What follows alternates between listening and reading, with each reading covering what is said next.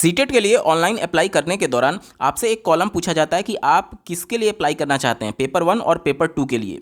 तो अगर आप पेपर 2 को सेलेक्ट करते हैं, देखिए पेपर 2 को जैसे ही आप सेलेक्ट करेंगे तो यहाँ पर एक कॉलम जुड़ जाता है सब्जेक्ट ऑफर्ड फॉर पेपर 2। साथ ही साथ अगर आप दोनों पेपर को सेलेक्ट करेंगे तो भी ये कॉलम आपके लिए रहेगा ऑप्शन फिल करने के लिए, सब्जेक्ट ऑफर्ड फॉर पेपर 2। लेकिन अगर आप केवल प्राइमरी को यहाँ पर सेलेक्ट करते हैं तो ये वाला कॉलम हट जाता है। देखिए केवल मैंने प्राइमरी को सेलेक्ट किया है, अब वो सब्जेक्ट ऑफर्ड वाला कॉलम हट चुका है। यानी कि पेपर 2 या फिर दोनों पेपर के लिए जब आप अप्लाई करने जाते हैं तो ये सब्जेक्ट ऑफर्ड का कॉलम आपको चुनना होता है, जिसमें दो विकल्प आपको दिए जाते हैं, पहला मैथमेटिक्स एंड साइंस और दूसरा सोशल साइंस का।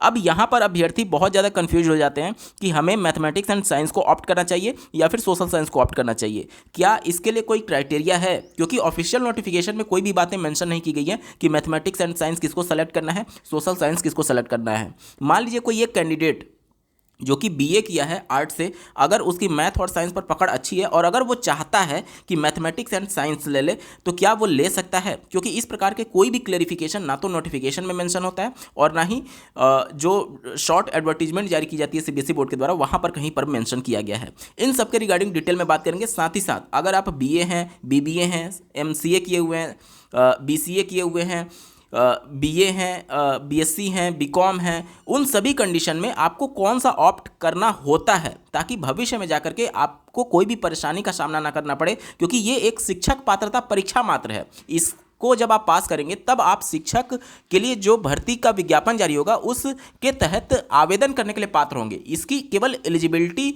से आप टीचर नहीं बनेंगे, ये क्वालिफाई करने के बाद से आप जो शिक्षक बनने के लिए एडवर्टीजमेंट जारी होगा उसमें फिर से आवेदन करेंगे और उसके बाद जांचा जाएगा कि जो आप टेट क्वालिफाई किए हैं क्या वो आप उसके लिए एलिजिबल थे अथवा नहीं। क्योंकि इसकी नोटिफिकेशन में आप देखेंगे तो साफ तौर पर यह मेंशन किया गया है कि जो कैंडिडेट की एलिजिबिलिटी है वह शिक्षक भर्ती के दौरान जांची जाएगी, जो भी संस्था शिक्षक भर्ती परीक्षा कंडक्ट करा रहा होगा या फिर काउंसलिंग के दौरान। तो भले ही आप यहां पर कुछ भी सेलेक्ट कर लें, लेकिन जब आपकी ज्वाइनिंग हो रही होगी उस समय इन सभी चीज़ों को देखा जाएगा। तो क्या यहां पर सेलेक्ट करना है अलग अलग कोर्सेज वाइज। साथ ही साथ यहां पर बहुत सारे अभ्यर्थियों का यह भी कन्फ्यूजन रहता है कि हमने ग्रेजुएशन में इस सब्जेक्ट से पढ़ाई की है लेकिन इंटरमीडिएट में हमारा ये सब्जेक्ट था, तो क्या हम इसको ऑप्ट कर सकते हैं? ऐसे तमाम प्रश्नों का जवाब इस वीडियो में ढूंढने की कोशिश करेंगे, अंत तक जरूर जुड़े रहिएगा। इससे पहले मैं आपको याद दिला दूं कि अगर आप चैनल पर पहली बार विजिट करें तो इसको सब्सक्राइब करते हुए बेल आइकन को जरूर प्रेस कर लीजिएगा। साथ ही साथ सीटेट के ऑनलाइन एप्लीकेशन में किसी भी समस्या को लेकर के अगर आप प्रॉब्लम फेस कर रहे हैं तो इस वीडियो के डिस्क्रिप्शन में डेडिकेटेड प्लेलिस्ट का लिंक आपको दिया गया है, जिसमें बहुत सारे डेडिकेटेड प्रॉब्लम पर वीडियो अपलोड कर दी गई, जिसका लिंक आपको इस वीडियो के डिस्क्रिप्शन में दिया गया। मेक श्योर कि आप जरूर देख लीजिएगा, उसके बाद ही आवेदन करिएगा, अन्यथा की कंडीशन में कोई गलती हो सकती है। तो चलिए दोस्तों आज के इस महत्वपूर्ण वीडियो को शुरू करते हैं। देखिए अपर प्राइमरी यानी पेपर 2 की एप्लीकेबिलिटी की जब बात की जाती है तो अपर प्राइमरी की जितनी भी वैकेंसी आएगी यानी कक्षा 6 से 8 के लिए, चाहे वह सेंट्रल लेवल की जॉब हो या फिर स्टेट गवर्नमेंट की जॉब हो, उनके लिए इसको यूज किया जाता है। और ये सिर्फ एकमात्र शिक्षक पात्रता परीक्षा है, इससे आपको नौकरी नहीं मिलेगी जब तक कि आप टीचर रिक्रूटमेंट प्रोसेस को कंप्लीट नहीं करेंगे। और टीचर रिक्रूटमेंट प्रोसेस के दौरान ही आपकी काउंसलिंग के दौरान जांचा जाएगा कि जो आप एलिजिबिलिटी हासिल किए हैं क्या वह टीचर बनने के लायक है अथवा नहीं। इसके लिए अगर आप आरटी एक्ट पढ़ेंगे तो आरटी एक्ट के मानक के हिसाब से ही जो एकेडमिक अथॉरिटी है यानी एनसीटी वो रूल्स और रेगुलेशन बनाता है। आरटी एक्ट 2009 में ये साफ तौर पर मेंशन किया गया है कि अपर प्राइमरी में 3 प्रकार की वैकेंसी होगी, जिसमें पहला मैथमेटिक्स एंड साइंस के लिए, दूसरा एसएसटी के लिए और तीसरा लैंग्वेज टीचर्स के लिए। अब लैंग्वेज की जहां तक बात है तो प्रत्येक राज्य की लोकल लैंग्वेज अलग हो सकती है। जैसे पश्चिम बंगाल की बात करें तो वहां पर बांग्ला लैंग्वेज चलता है, उत्तर प्रदेश की बात करें तो हिंदी लैंग्वेज चलता है, बिहार की बात करें तो अभी जो टीचर रिक्रूटमेंट हो रहा है उसमें आप देखेंगे तो लैंग्वेज के जितने भी ऑप्शन दिए गए हैं। अन्य राज्य में आप देखेंगे जैसे पंजाब में देखेंगे तो वहाँ पर पंजाबी इस प्रकार के लैंग्वेज, और साउथ में जाएंगे तो वहाँ पर तमिल, तेलुगु, मलयालम इस प्रकार की लैंग्वेज देखने को मिलता है। तो ये राज्यों पर डिपेंड करेगा काफ़ी हद तक कि वो किस लैंग्वेज के टीचर के लिए टीचर रिक्रूटमेंट एग्जामिनेशन कंडक्ट कराना चाहती है। लेकिन आरटी एक्ट के मानक के हिसाब से जो स्टैंडर्ड है वो 3 ही प्रकार के शिक्षक होंगे अपर प्राइमरी में, लैंग्वेज, मैथमेटिक्स एंड साइंस और एसएसटी का। यहां तक क्लियर हो गया? तो यानी कि जो भी टीचर रिक्रूटमेंट आएगी जब इसी केवल 3 सब्जेक्ट के लिए आएगी तो 3 सब्जेक्ट के लिए जो क्वालिफिकेशन होगा उसी के हिसाब से तय होगा कि अपर प्राइमरी में आपको क्या सेलेक्ट करना है। मान लीजिए कि अगर आप ग्रेजुएशन में बीए किए हुए हैं बीए में आपका हिंदी सब्जेक्ट था, इंग्लिश सब्जेक्ट था और एक सोशियोलॉजी मान लीजिए सब्जेक्ट था, तो उस कंडीशन में अगर आप पेपर 2 यानी सीटेट का अपर प्राइमरी वाला जो पेपर है पेपर 2, उसमें अगर आप चाहेंगे कि मैथमेटिक्स एंड साइंस से अगर आप ऑप्ट करना चाहते हैं, लेना चाहते हैं, मैथमेटिक्स एंड साइंस से पेपर क्लियर करना चाहते हैं, तो क्या इसका कोई लाभ मिलेगा आपको? नहीं मिलेगा। क्यों नहीं मिलेगा? क्योंकि जब आप अपर प्राइमरी की वैकेंसी में सम्मिलित होंगे तो वहां पर आपके ग्रेजुएशन के हिसाब से देखा जाएगा कि आप किस स्ट्रीम से हैं, क्योंकि अपर प्राइमरी यानी 6 से 8 की जो भर्ती होती है उसे सब्जेक्ट टीचर के तौर पर जाना जाता है। सब्जेक्ट टीचर का मतलब जैसे आप प्राइमरी में जब हायर होते हैं तो वहां पर कोई भी सब्जेक्ट के टीचर आप नहीं बोले जाते हैं, बल्कि जितने भी सब्जेक्ट होते हैं वो सारे सब्जेक्ट एज ए टीचर आपको वहां पर पढ़ाना होता है। लेकिन जब बात आती है अपर प्राइमरी की, तो अपर प्राइमरी के जितने भी टीचर्स होते हैं वो सब्जेक्ट टीचर के तौर पर जाने जाते हैं, क्योंकि उनका पर्टिकुलर किसी एक सब्जेक्ट को पढ़ाने के लिए उनकी हायरिंग हो रही है, जैसे मैथमेटिक्स एंड साइंस, एसटी या फिर लैंग्वेज। लेकिन प्राइमरी का जब आप देखेंगे तो आरटी एक्ट में कहीं पर भी नहीं मेंशन किया गया कि इस सब्जेक्ट की रिक्रूटमेंट होगी। यानी कि जब आप सब्जेक्ट टीचर की बात करते हैं तो उनका वो सब्जेक्ट ग्रेजुएशन में पढ़ा होना चाहिए। अब ये राज्य सरकार के एडवर्टीजमेंट पर या फिर सेंट्रल लेवल के एडवर्टीजमेंट पर डिपेंड करता है कि वह ग्रेजुएशन में इसे ऑनर्स सब्जेक्ट के तौर पर रखना चाहते हैं या फिर सब्सिडरी सब्जेक्ट के तौर पर रखना चाहते हैं। अब ये ऑनर्स और सब्सिडरी क्या होता है इसके बारे में बात कर लेते हैं। जैसे कि अगर आप देखें, ऑनर्स सब्जेक्ट उस सब्जेक्ट को कहा जाता है जो कि आप बीए या फिर बीएससी या फिर बीकॉम के तीनों वर्षों के दौरान पढ़ेंगे, और सब्सिडरी क्या होता है जिसे आप फाइनल ईयर में जाकर के या फिर सेकेंड ईयर में जाकर के छोड़ सकते हैं या फिर स्किप कर सकते हैं। तो कई बार देखा गया है कि कुछ भर्तियों में आपको ऑनर्स मांगा जाता है, यानी कि 3 साल आपका पढ़ा होना चाहिए, और कुछ भर्तियों में देखा जाता है कि सब्सिडरी से काम चल जाता है, यानी कि 3 वर्ष में से अगर एक भी वर्ष आपने ये सब्जेक्ट पढ़ा हुआ है तो आप उसके लिए एलिजिबल हो जाएंगे। अब मान लीजिए कोई कैंडिडेट बीए किया हुआ है इंग्लिश, हिंदी और सोशियोलॉजी से, तो जाहिर सी बात है जब ग्रेजुएशन में ही आपने हिंदी, इंग्लिश और सोशियोलॉजी पढ़ा है तो आप मैथमेटिक्स एंड साइंस के तो टीचर बन नहीं पाएंगे।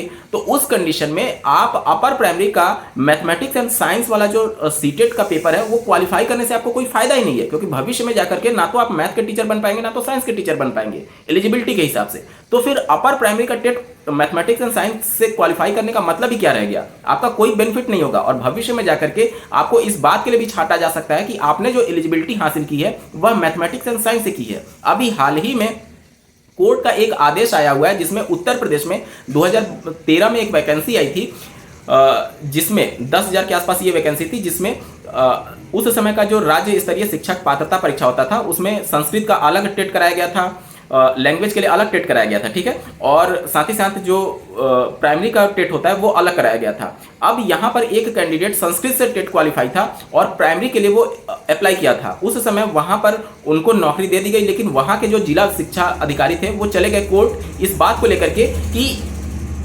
ये एलिजिबिलिटी नहीं रखते हैं।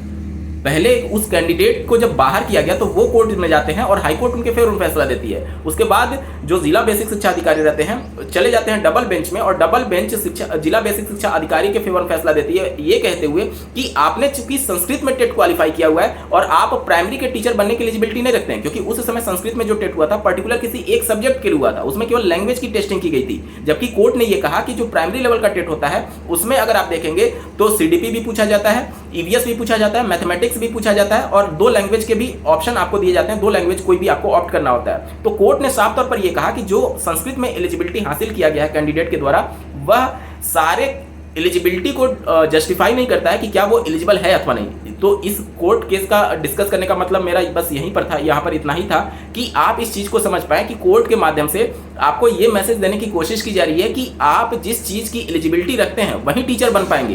तो जब आप मैथमेटिक्स एंड साइंस ऑप्ट कर रहे हैं बीए कोर्स करने के बावजूद, तो क्या आप मैथमेटिक्स के टीचर बन पाएंगे? नहीं बन पाएंगे। जो टीचर आप बनना है आपको भविष्य में, उसी से आपका टेट क्वालिफाई होना चाहिए। अब अगर आपने बीए किया हुआ है हिंदी से, इंग्लिश से और सोशियोलॉजी से, तो उस कंडीशन में आप हिंदी के टीचर्स बन सकते हैं, इंग्लिश के टीचर बन सकते हैं। ध्यान से सुनिए, आप हिंदी के टीचर बन सकते हैं, इंग्लिश के टीचर बन सकते हैं। तो आपको जो टेट क्वालिफाई करना चाहिए वह एसएसटी से करना चाहिए, ना कि मैथमेटिक्स एंड साइंस से। अब आप कहेंगे कि एसएसटी से क्यों? एसएसटी से इसलिए क्योंकि जितने भी आर्ट साइड से कोर्सेज आते हैं उन सबको एसएसटी ही सेलेक्ट करना होता है। आप कहेंगे कहाँ पर लिखा हुआ है? कहीं पर कुछ नहीं लिखा हुआ है, लेकिन जब मामला कोर्ट में जाता है तो इस प्रकार से चीजें कई बार देखने को मिली हैं पिछले वर्षों में। तो इन सब के आधार पर मैं आपको बता रहा हूँ, ठीक है? यहाँ तक चीजें क्लियर हो गई। साथ ही साथ बहुत सारे कैंडिडेट का ये प्रश्न आता है कि मान लीजिए हमने बीए किया हुआ है, मतलब आर्ट साइड से हैं, लेकिन इंटरमीडिएट में हमने मैथमेटिक्स भी पढ़ा है, साइंस भी पढ़ा है, तो क्या हम मैथमेटिक्स एंड साइंस से अप्लाई नहीं कर सकते? ध्यान से समझिएगा, जो अपर प्राइमरी का टीचर होता है उसकी मिनिमम एलिजिबिलिटी ही ये है कि आप ग्रेजुएट प्लस डीएलएड होने चाहिए या फिर ग्रेजुएट प्लस बीएड होने चाहिए, ठीक है। अब यहां पर मिनिमम एलिजिबिलिटी ही ग्रेजुएशन है। जब ग्रेजुएशन मिनिमम एलिजिबिलिटी है तो जो आपकी पात्रता तय होगी वो ग्रेजुएशन के सब्जेक्ट से होगी, ना कि आपके इंटरमीडिएट के सब्जेक्ट से होगी। इंटरमीडिएट केवल प्राइमरी के लिए मिनिमम एलिजिबिलिटी है, इंटरमीडिएट प्लस डीएलएड, ठीक है। तो उस कंडीशन में आप इंटरमीडिएट में क्या सब्जेक्ट पढ़े हैं उसे कोई मतलब नहीं होता है। आपने ग्रेजुएशन में किस स्ट्रीम से किया है या फिर किस सब्जेक्ट से आपने ग्रेजुएशन कंप्लीट किया है वो मैटर करता है सब्जेक्ट टीचर के तौर पर। जैसे 6 से 8, उसके बाद 9 से 10 में आप जाएंगे, फिर 11 से 12 में जाएंगे, यानी टीजीटी पीजीटी की बात होगी, तो भी वहां पर यही सब नियम लागू होते हैं। आपका ग्रेजुएशन में वो सब्जेक्ट होना चाहिए जिस सब्जेक्ट के आप टीचर बनना चाहते हैं। ये बातें क्लियर हो गई। उसके बाद से बहुत सारे कैंडिडेट का ये भी प्रश्न आता है कि मान लीजिए कि आपने बीए किया हुआ है मैथमेटिक्स से, तो क्या आप मैथमेटिक्स एंड साइंस ऑप्ट कर सकते हैं? देखिए, यहाँ पर आप मैथमेटिक्स ऑप्ट कर सकते हैं, यहाँ पर मैथमेटिक्स आप ऑप्ट कर सकते हैं बीए रहने के बावजूद भी। क्यों? क्योंकि आपका जब अपर प्राइमरी में वैकेंसी आएगी तो उसमें यही पूछा जाएगा कि आप mathematics as a subject graduation के किसी एक वर्ष में या फिर तीनों वर्ष में, वो उस एडवर्टीजमेंट पर निर्भर करता है, पढ़े होने चाहिए। तो चूंकि आपने बीए किया है लेकिन मैथमेटिक्स सब्जेक्ट से किया है तो आप मैथमेटिक्स साइंस वाला एलिजिबल हैं, आप अप्लाई कर सकते हैं और मैथमेटिक्स एंड साइंस के भी टीचर बन पाएंगे। साथ ही साथ एसएसटी की जब बात आती है तो देखिए, एसएसटी का टीचर बनने के लिए 4-5 ऑप्शंस दिए जाते हैं और इनमें से कोई भी 2 लैंग्वेज आपका पढ़ा होना चाहिए। जैसे इकोनॉमिक्स हो गया, सोशियोलॉजी हो गया, और भी हिस्ट्री हो गया, पॉलिटिकल साइंस हो गया। इस प्रकार से 4-5 आपको कॉम्बिनेशन के ऑफर किए जाते हैं और इसमें से मांगा जाता है कि कोई भी 2 सब्जेक्ट आपका ग्रेजुएशन में एज ए सब्जेक्ट पढ़ाना चाहिए, चाहे वो सब्सिडरी के रूप में या फिर ऑनर्स के रूप में। तो अगर आपका इस 4-5 में से कोई भी 2 का कॉम्बिनेशन है तभी आप एसएसटी के लिए अप्लाई कर पाएंगे। लेकिन आप कहें कि जैसे बीए कोई कोर्स किया हुआ है और मैथमेटिक्स एंड साइंस है तो वो अप्लाई कर नहीं सकता अपर प्राइमरी में, जाहिर सी बात है उसे एसएसटी की तरफ ही जाना चाहिए। लेकिन मान लीजिए आपके मन में प्रश्न ये आएगा कि उसने मान लीजिए कि इंग्लिश से पढ़ा है और सोशियोलॉजी से पढ़ा है और हिंदी से पढ़ा हुआ है बीए, तो उस कंडीशन में एसएसटी में भी वो अप्लाई नहीं कर पाएगा, क्योंकि एसएसटी में 2 लैंग्वेज, 2 आपका वो मांगा जाता है, 2 सब्जेक्ट, जैसा कि कॉम्बिनेशन मैंने आपको बताया, साइकोलॉजी हो गया या फिर इकोनॉमिक्स हो गया, उसके अलावा हिस्ट्री हो गया, पॉलिटिकल साइंस हो गया। इस प्रकार के कुछ कॉम्बिनेशन में से 2 सब्जेक्ट आपका होना चाहिए। तो चूंकि बीए में इंग्लिश, हिंदी और साइकोलॉजी है तो 2 सब्जेक्ट तो बन नहीं रहा है, तो आपके मन में फिर सवाल आएगा कि फिर हम लोग एसएसटी से कैसे अप्लाई करेंगे। देखिए, एसएसटी से आपको इसलिए अप्लाई करना होगा क्योंकि लैंग्वेज के लिए अलग से सीबीएसई बोर्ड कोई भी टीचर एलिजिबिलिटी टेस्ट की परीक्षा का कंडक्ट नहीं कराती है। तो चूंकि आप इंग्लिश और हिंदी पढ़े हुए हैं 2 साल, 1 साल या फिर 3 साल, तो आप इंग्लिश और हिंदी के टीचर बनने की एलिजिबिलिटी रखते हैं, क्योंकि ग्रेजुएशन में आपका ये सब्जेक्ट था। तो उस हिसाब से आप जो टेट क्वालिफाई करेंगे अपर प्राइमरी का, उसमें एक सब्जेक्ट इंग्लिश या फिर हिंदी जो कि आपके ग्रेजुएशन में, वो आप श्योर कर लीजिए कि आपके टेट में होना ही चाहिए, तभी आप उस सब्जेक्ट के लैंग्वेज के भी टीचर बन पाएंगे। तो एसएसटी में आपको ये ऑप्शन मिल जाता है। लेकिन मैथमेटिक्स एंड साइंस में भी आप कहेंगे कि उसमें भी तो लैंग्वेज हम लोग चुन सकते हैं, लेकिन आपको ये ध्यान देना है कि मैथमेटिक्स एंड साइंस वाला जो है वो साइंस साइड में आ जाएगा, जबकि आपका जो पूरा सब्जेक्ट कॉम्बिनेशन आप देखेंगे तो आर्ट साइड का है बीए, इस वजह से आप मैथमेटिक्स एंड साइंस नहीं ऑप्ट कर सकते।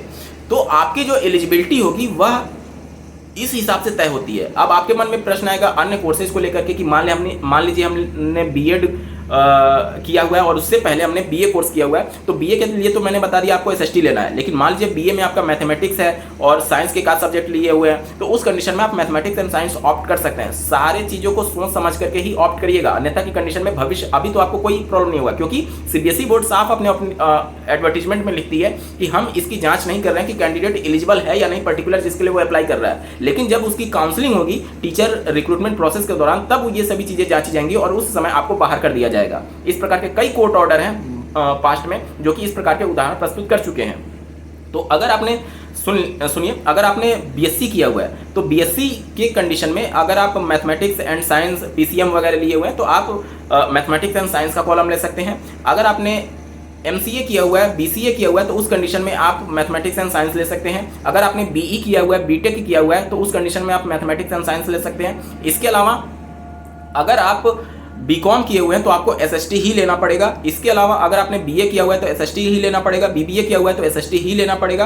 अब आपके मन में सवाल आएगा कि बीकॉम वाले क्या किसी सब्जेक्ट के टीचर बन पाएंगे? ध्यान से समझिएगा, बीकॉम में भी कई बार इकोनॉमिक्स देखने को मिलता है और एक आध सब्जेक्ट अगर आपका एसएसटी वाला कॉम्बिनेशन बन जाता है तब आप एसएसटी के टीचर बनने की योग्यता रखते हैं। लेकिन अगर आप अपर प्राइमरी 6 से 8 में देखेंगे तो इकोनॉमिक्स जो कॉमर्स होता है उसका कोई भी सब्जेक्ट नहीं होता है, तो उस कंडीशन में कॉमर्स के लिए कोई वैकेंसी नहीं आती है। बीकॉम अगर आपने किया हुआ है तो कॉमर्स के लिए कोई वैकेंसी नहीं आती है अपर प्राइमरी में। लेकिन अगर आपका एसएसटी वाले में कॉम्बिनेशन बन रहा है तो एसएसटी वाले में आप अप्लाई कर पाएंगे। तो जितने भी साइंस साइड के अलावा कॉमर्स हो गया, आर्ट्स हो गया, जितने भी कोर्सेज होते हैं उन सब के लिए आपको एसएसटी सेलेक्ट करना होगा। और आपके मन में सवाल आएगा कि क्या कॉमर्स वाले लैंग्वेज के टीचर बन पाएंगे। देखिए यही मिनिमम एलिजिबिलिटी है कि आपका ग्रेजुएशन में पर्टिकुलर जिस लैंग्वेज के आप टीचर बनना चाहते हैं उस लैंग्वेज का होना जरूरी है, चाहे 1 साल 2 साल या फिर 3 साल आपका पढ़ा होना चाहिए। जब आपका कॉमर्स में लैंग्वेज आपने पढ़ाई नहीं है तो लैंग्वेज के टीचर कैसे बन पाएंगे। तो ये सभी चीज़ों को आपको कंसीडर आउट करना होता है। और अपर प्राइमरी में आवेदन करते समय मैथमेटिक्स एंड साइंस वाला जो कॉलम है या फिर एसएसटी वाला जो कॉलम है उसको ध्यान से भरिएगा, अपने ग्रेजुएशन के हिसाब से भरिएगा, इंटरमीडिएट के हिसाब से नहीं भरना है। क्योंकि अपर प्राइमरी के जो टीचर्स होते हैं वो सब्जेक्ट टीचर के तौर पर काउंट होते हैं और सब्जेक्ट टीचर के लिए मिनिमम एलिजिबिलिटी ही ग्रेजुएशन प्लस डीएलएड या फिर ग्रेजुएशन प्लस बीएड है। तो आपकी मिनिमम क्वालिफिकेशन जो है वो ग्रेजुएशन से तय होगी, ना कि इंटरमीडिएट से। अब मैं समझता हूं कि आपके सारे डाउट क्लियर हो गए होंगे। इस वीडियो को देखने के लिए आपका बहुत बहुत धन्यवाद। भगवान करे आपका दिन शुभ हो।